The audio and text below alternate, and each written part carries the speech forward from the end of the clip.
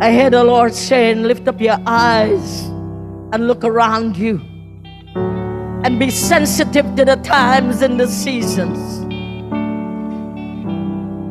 For we are hearing and we are seeing, but we are not truly aware of the lateness of the hour. For while we busy ourselves with things of this life,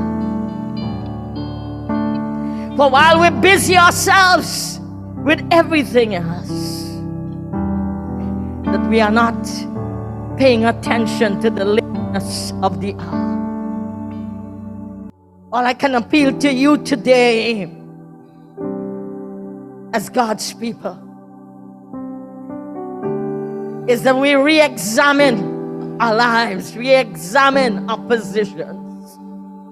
We really determine whether there are no idols.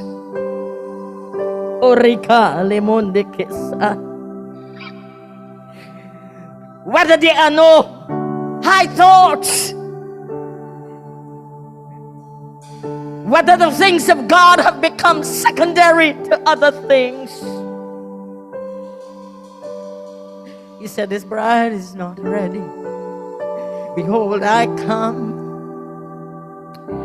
come quickly. Behold, I come quickly.